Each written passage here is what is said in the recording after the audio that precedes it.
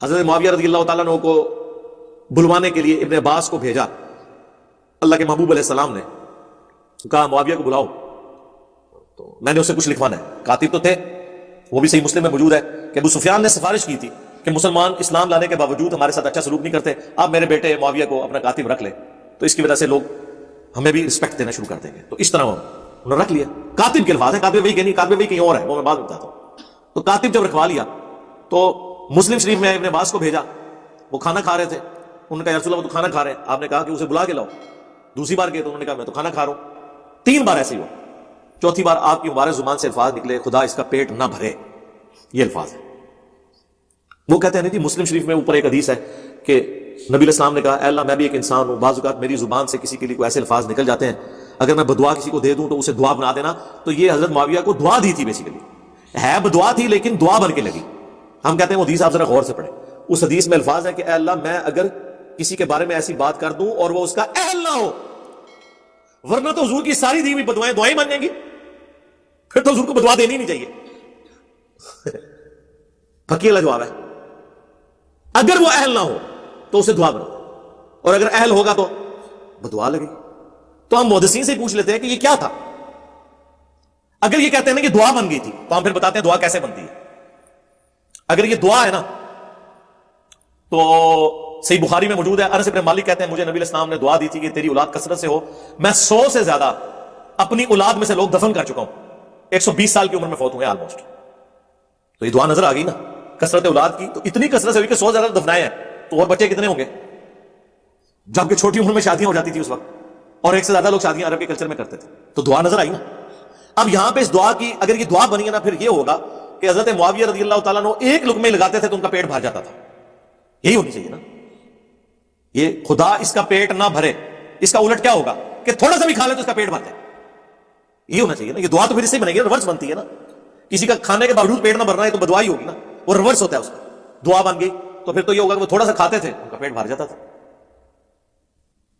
تو جناب آپ کتاب الاوائل کھول لیں، امام ابن ابی عاصم کی کتاب، یہ پہلے 300 سال میں مسلمانوں کے بڑے محدثین میں سے، اہل سنت کے ائمہ میں سے، انہوں نے باقاعدہ وہ ساری روایتیں جمع کی ہیں کہ کتاب الاوائل کہ جو کام پہلی دفعہ ہوئے، اس میں انہوں نے یہ بات بھی نقل کی کہ اس امت میں سب سے پہلے جس نے بیٹھ کے خطبہ شروع کیا وہ حضرت معاویہ رضی اللہ تعالیٰ عنہ تھے، کیونکہ ان کا پیٹ بھر چکا تھا چربی کی وجہ سے، اور یہ روایت المصنف ابن ابی شیبہ میں بھی موجود ہے۔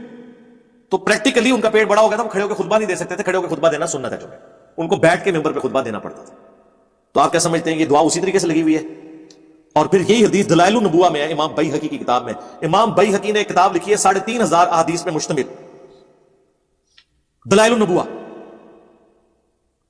اس کتاب کے اندر انہوں نے نبی علیہ السلام کی غیبی خبریں نقل کی ہیں کہ آپ علیہ السلام نے کوئی پریڈکشن کی اور وہ اسی طریقے سے منوان پوری ہوئی۔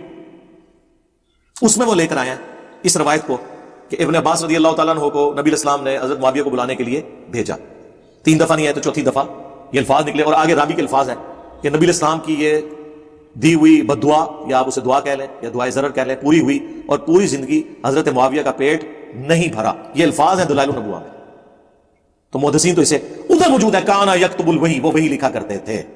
یہ روایت کانا یکتب الوحی مسلم میں نہیں ہے، دلائل النبوہ میں، اور وہاں سے بھی آدھی پیش کرتے ہیں کیونکہ آگے تو یہ الفاظ لکھے۔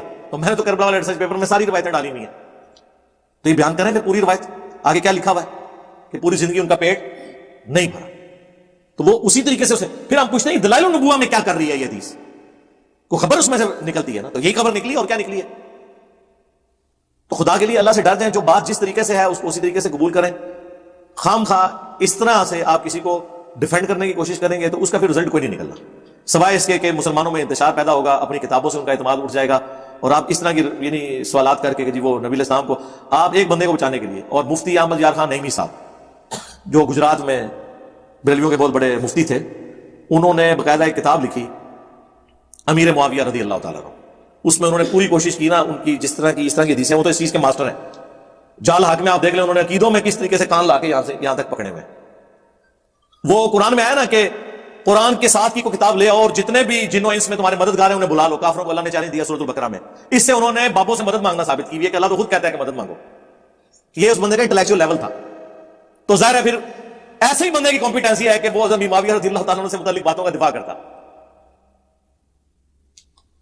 اس نے اس کتاب میں اس کو ڈیفینڈ کرنے کے لیے یہاں تک لکھا کہ ہو سکتا ہے ابن عباس نے جا کے حضرت معاویہ کو بتایا ہی نہ ہو کہ حضور آپ کو بلا رہے ہیں, وہ خود ہی کھانا کھاتے ہوئے دیکھ کے واپس آ گئے. تو میں اس نے کہنا اللہ بندے تو منڈا نہیں سی ہے, حضرت عباس دا منڈا سی تے حضور دا کزن سی, فقیہ صحابی. بخاری مسلم میں آیا کہ سب سے قریب بٹھایا کرتے تھے حضرت عمر ان کو, باقی صحابہ کہتے تھے ہمارے بھی بچے ہیں, ان کا تواڑے بچے تھے, پھر اے بچے بڑا فرق ہے. حضور کی وفات کے وقت صرف 13 سال عمر تھی, لیکن بڑے بڑے صحابہ ان کے سامنے طفل مکتب تھے.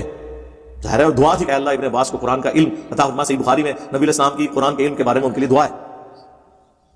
تو اس نے کہہ دیا ابن عباس نے, تو اس کا تو مطلب یہ ہے کہ نبی علیہ السلام نعوذ باللہ بغیر تحقیق کے ہی ابن عباس کی بات پہ اعتبار کر کے تو معاویہ کے بارے میں بات کر دی, یہ تو بات رسول اللہ کے تک چلی جائے گی.